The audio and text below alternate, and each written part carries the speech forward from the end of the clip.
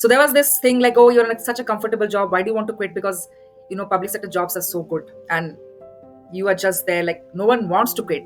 It was a hard decision for me, being in the middle management at the age of 38, to go for another master's. But this is strong in me. I have to be out there, do something. So that is how the transition journey all happened, and I left behind everything. लेकिन है एकदम होशियार हो लुच्चा So I think slowly my mind started rebelling against, okay, you should not be here. Strongly things started changing around me, and I think my idea was like, I need to get out, do something in the world now. It just made me appreciate more towards nature. Like, wow, we have a lot to do. So step out, do something for the planet, contribute.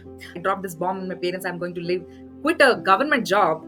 They were not at all happy with it. And not even my colleagues and people around me. So I think if you're headstrong and you believe you can do something, go for it. Even if the age doesn't matter, things will fall in place for you. Even financially, I remember struggling to have my fees all put in for my college. That also fell in place.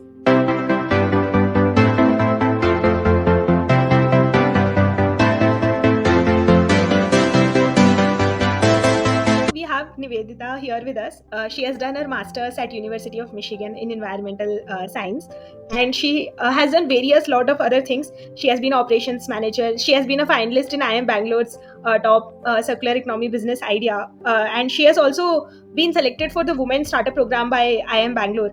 And we have so much to learn from her. It's उसको सांस तो लेने देवे very inspirational. We have her, and I think many young people watching would like to know more about you. So Nivedita, starting, how did this all start? How did you make the first step towards your journey? Thank you, Alisha, for the beautiful introduction. I think in climate change, my journey started when I was still working in Coal India. So I did a typical engineering, then an MBA, then went into a PSU job, and I was happy there till I think in my 6th or 7th year of job, things started changing because I was in a coal company. And I think sitting one day in my office, I'm like, am I making any real change? What am I adding? So I was discussing this with my friends, and we were talking about pollution outside, like how coal contributes to all the pollution, dust, and everything. And also, like, I'm from Odisha, and I remember going to the Puri beach, and things were, I was telling my papa, like, I remember as a kid, the coastline was so far away, and how has it drastically shifted, like so near. So I wouldn't say like, okay, I was into environment and I suddenly understood it, but I think my traveling experience, I drastically saw the coastline reducing. And while I was working in the corporate, our people go into mines every day, work there. It's so hard for them, and they face all these pollution, dust. It's necessary, like, because I understand this is important for the country, electricity generation and all, but the other side of me was not very happy. किसके लिए काम करते हो तुम बताओ So I think slowly my mind started rebelling against, okay, you should not be here. Strongly things started changing around me, and I think my idea was like, I need to get out, do something in the world now. It's time for me to step out, do something for the planet, contribute. So there was this thing like, oh, you're in such a comfortable job. Why do you want to quit? Because public sector jobs are so good, and you are just there. Like no one wants to quit. It was a hard decision for me, being in the middle management at the age of 38, to go for another master's. But this is strong in me. I have to be out there, do something. So that is how the transition journey all happened, and I left behind everything to be here. That's super amazing. I can see you're so passionate about it, and from childhood you observed the coastline shrinking, and that made you very empathetic towards environment. I think that's so wonderful. So, how did this women startup program at IIM Bangalore? How did that happen, and what was the concept actually? Around the refill economy, which you made there. Yeah, so that was crazy. I remember this happened during the time when I was also doing my applications for my master's in US. So this thing, IIM Bangalore has a women startup program where they encourage people, all the women entrepreneurs, to apply for it. And I had the idea. I did not have any company registered, nothing. I just had the idea of a refill economy. One part of me was like, plastics needs to be reduced. And then in makeup industry, you have so much of plastics that go into like your shampoo bottles, conditioners, you have your bath and body lotions, moisturizer, everything. I'm like, okay, I have an idea. Should I just apply for it? So that's how the refill economy came into it. But it is not something new. It's already there in London, some parts of US. Like I'm here now, they have refill bottles where you can first some like the amount you want, you can just refill in a bottle and pay that much of money, and it Okay. saves you tons of bottle you from buying, and also it's economically very super efficient. I was like, how would it look to try in India? And I just had the idea, but I was super scared because I don't know if they are going to accept the idea or not. So I just applied for it the first round, and I had made a small video. I did a presentation talking about the SWOT analysis and how you can implement this, and it got selected. I was very surprised. I knew the idea was good, but after that, how do I implement? Yeah. So it got selected amongst, I think there were 2,000, 3,000 applications. They Wow. selected some 200 into it. And I just could not go into the second round. At that time, 6 months IMB trains you, or they give you the platform where you can develop into the full startup thing. At that time, I just got in my applications through from Michigan and Pennsylvania, and I was like, okay, I have to choose one. That's how the refill economy came into. But the idea is still, yeah, it's. I hope to do it someday. Yeah, and it's a wonderful idea, and I hope it succeeds in India as you wish to. So at Michigan, when you are studying environmental science, did you feel finally that this is something you are passionate about and you are learning about it now? Did you feel that sense of satisfaction after coming here? A lot. I can't say it. The first day I entered, it was my ecology class. I was so overwhelmed, and I was like, people are coming from environment background. They have done their bachelor's in environment. 90% of them were US population, and I think 10% of us were coming from other countries. But I met some wonderful colleagues who were so passionate, coming from agriculture background, environmental science, water. They have worked in every field. And I was like, here am I, the typical engineer, MBA, and a corporate person who is just passionate. But I think, yes, I did in 2 years learn a lot. I unlearned a lot of things. And it's interesting that when you're in a different country, the things that work here do not work for us. And it was so much of cultural clash, all the things going on. Like water here in some places is super clean. And then you think back, oh, what is going in my country? Why is it not clean? Like simple things. And then you go into the details of flora, fauna, heating, and everything else. But this is a simple example. You see the difference. And I was like, I am going to do some good things. I hope to. But I'm super satisfied. 2 years of my Michigan has been the best years of my life. I learned a lot from the best people in the world, the professors, my colleagues, and it just made me appreciate more towards nature. Wow, we have a lot to do. So that was my experience. Yeah, that's super amazing, and best wishes. I hope you do something beautiful that you want to do and you set out to do. I can see your passion. You're so passionate about this. So I want to know, what is the most amazing thing that you learned at Michigan, because you said you learned and unlearned something. So for our viewers, what is something that new you learned which surprised you? Yes. I think I'll specifically say 3 points which were really important for me. First, I think the behavioral aspect of people here. I wouldn't compare being a developing and a developed nation. And I remember having this conversation with my advisor, and I was telling him, how come people do not throw trash here? It's super clean. शाबाश बेटा. And why is it that we cannot do the same thing in my country? So the idea which we carry is okay, people in the West are super clean and they are behavioral. Okay, that is one aspect. But he told a very interesting thing. He told US in 60s and 70s was not the same that you see today. There were trash everywhere. People the roads were filthy, the water was filthy. And I was like, really? This is something I did not expect. And what he said was that slowly people started inculcating this thing, behavioral change. And he gave me that assurance, you will and India will start inculcating this thing. So don't worry. Second, one thing which I unlearned coming from country okay, we are this way and maybe these people are so best, but they have also changed over the years. Second, I think my biggest takeaway was the communities here. So I did 2 projects where I got to interact with so many communities here and their aspect towards the environmental issues. This also was an eye-opening thing because we think, okay, US maybe is doing so many things in environment. Yes, they are. But there is also a resistance here where people do not believe in climate change. So it's everywhere. And while we were talking to communities, I was amazed when their agriculture people, or mostly it was a watershed management program stuff for me. And the communities were, we do not want solar projects here. We do not want governors coming and telling us stuff. So this is also eye-opening. People are not all in for climate change. So community experience, I would say, was way different how I interacted with people back in India or here. It's not easy, I would say, here interaction, which I felt like you just can't push your policies here. I think it was more easier talking to people back home. So there are pros and cons. Community experience was eye-opening. Third, I would say my biggest takeaway was how we look at problems. So when you're coming from a developing nation, you have so many things to take care of. When people are discussing here, their vision may be narrow and mostly limited to what is happening here, but there are people who think bigger also. So it was, while interacting, I was telling my US colleagues, like, you don't know what problems are happening across India and Africa, what beyond climate change, how we view things. So for example, somebody just simply threw a bottle, like somebody doesn't know, or like it is not because of behavioral aspect, it's more like a mindless thing which has happened.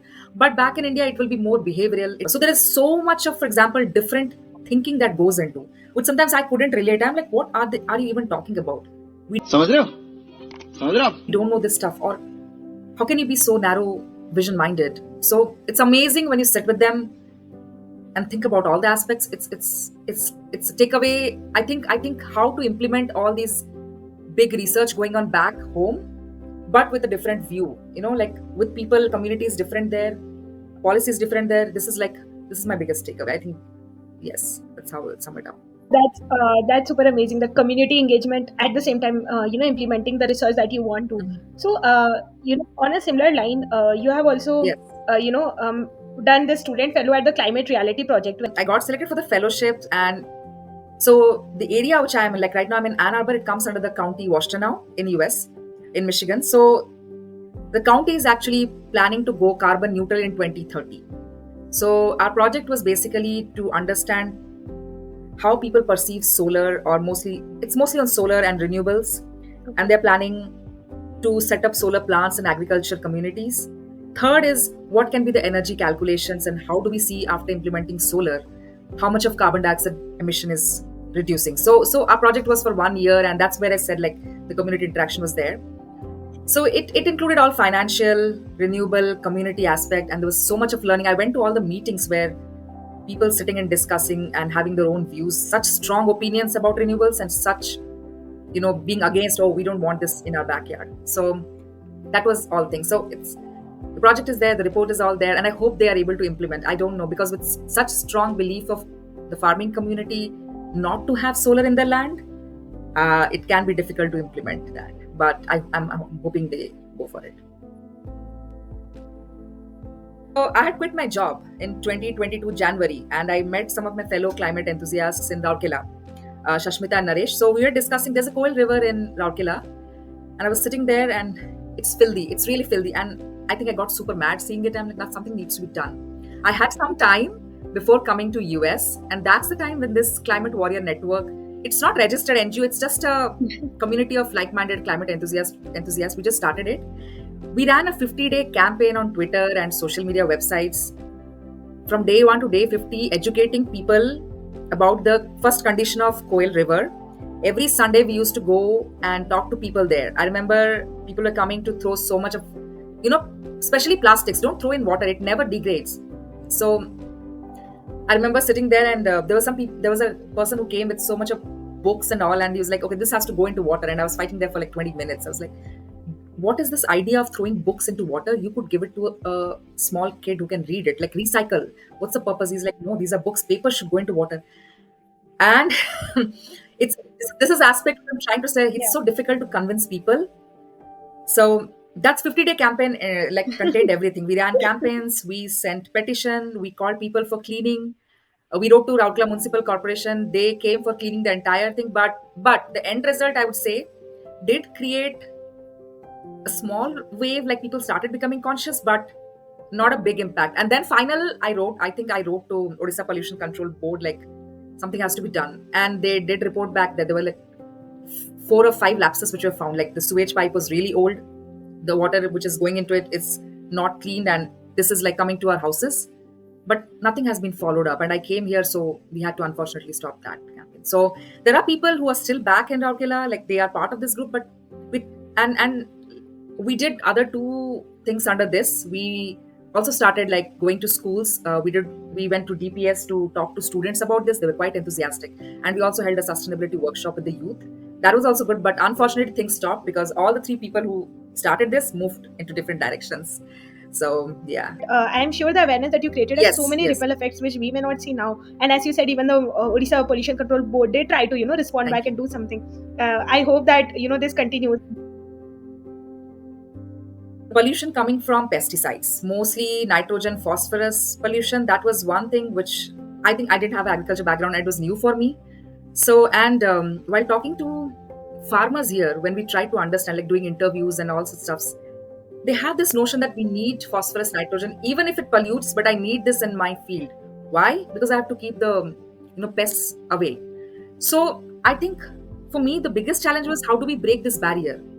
How, because you just can't go and tell, hey, you need to stop this because this is what the government is saying, because this is what climate people are saying, or this is what researchers are saying. So I think my biggest challenge was how to break that barrier. And same thing happened with the solar, which I was saying, when why should we give our land for installing solar panels? So this is one aspect which these are two aspects which I basically work with my teammates. And I think in simple terms, if I look at, I'm yet to be an agriculture expert, but if I look at in my country, there have been reports where summer season is extending. So wheat, which should it's been impacted. Wheat growth has been impacted since because of summer months getting extended. Flowering is not happening quickly. So I think mostly what we have to think is what I have been talking about is adaptation with changing season, because climate cannot be reversed anymore. Let's accept this fact. We cannot reverse. We cannot go back to 20 degrees Celsius.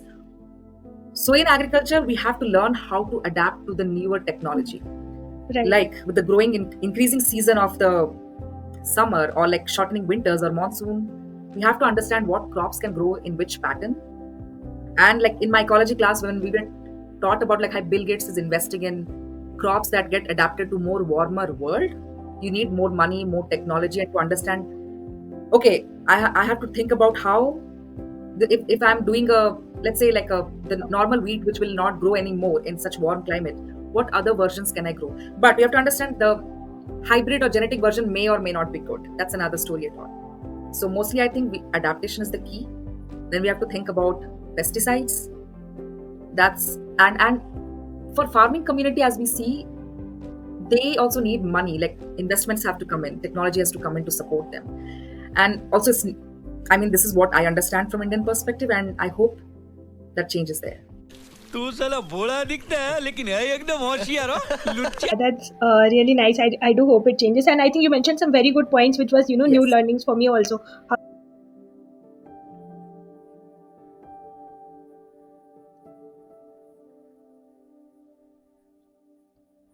That's nice. So Nivedita, what is your future vision? Absolutely, one thing which I'm clear on is to be on the policy and conservation side both. Like I want to be at the intersection where I am able to work with the people who are in policy, because let's agree, policy is so important. You want to change, okay, being the environmental activist or sitting here in conservation or consultant, I can do certain stuffs, but until unless policies work, it's not going to help a lot. Because if I have to tell people, okay, we need to cut down carbon emission, I have to tell industries there has to be harsher policies in place. So absolutely going into that policy, one. And second, I think I want to be out there on field and get my hands dirty in the conservation side, like more field work where actually I see things and then bring it to the lab and work on it. So I don't know how the intersection will play in, but this is where I want to be in the next 10 years, work in that. Oh, that seems really impactful. So, Nivedita, what message do you have for, if anybody in policy is listening? Consider environment science. It's actually a field. Like I remember when I was coming to study this, there were discussions on like, oh, you're going to study plastic management. What is environment science? Is it even a field? Do people study that? There are so many myths around that. There are so many things you can do, ranging from conservationist to being in the policy side, environmental law. I think in the next 20 years, this is a booming field.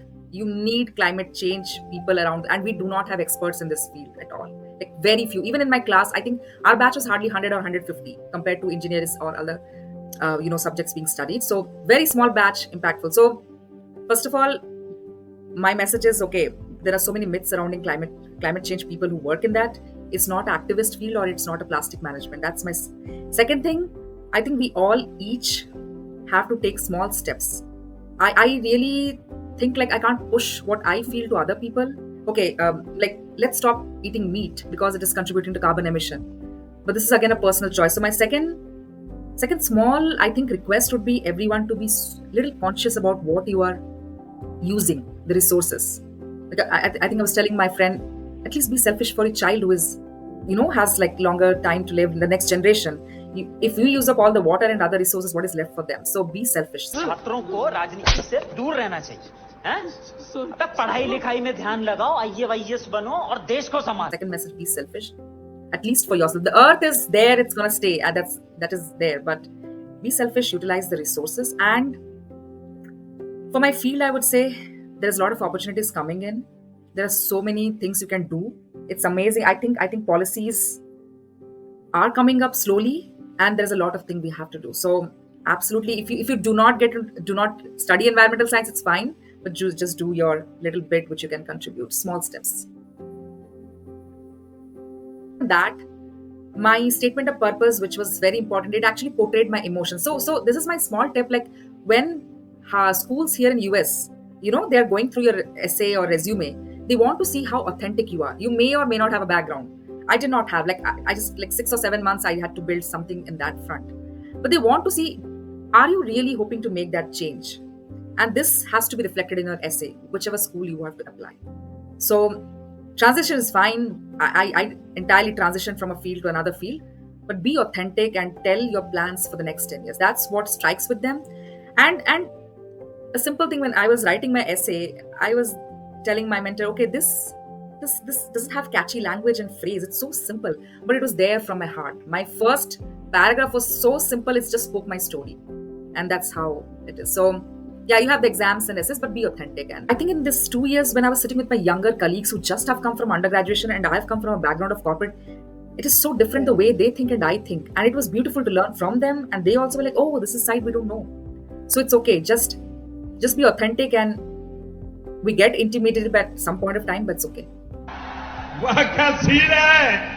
I think, Nivedita, your journey has been very, very inspirational. I learned a lot from you, and it was so nice to see how passionate you are, and you followed your heart, and finally, after so many years, you chose to do what, like from childhood, you wanted to do, and now you are looking to make so greater impact. And even though you think your community that you started, network you started, may have had a small impact, but I feel it will have a much larger ripple impact, which will be seen in many years to come. I dropped this bomb on my parents. I'm going to quit a government job. They were not at all happy with it, and not even my colleagues and people around me. So I think if you are headstrong and you believe you can do something, go for it. Even if the age doesn't matter, things will fall in place for you. Even financially, I remember struggling to have my fees all put in for my college. That also fell in place. And I think I'm a firm believer, if you think you are right, you just go for it. And I have done that, and I'm here. So there's not a single inch of regret in my life. So that's my message is loud and clear. You want to pursue art, go for it. I think this is what we are told, like, oh, you need to be in this field. But I'm amazed the number of fields here people are pursuing, like art, architecture, social science, studying about African policies, studying about Indian policy, and it's amazing. Just I think I'll excel, or we excel at the field we love about. So that's a message to my 10-year-old before me who want to. Yes. Thank you so much, Nivedita, for giving us time, and it means a lot, and I'm sure it's going to be very impactful.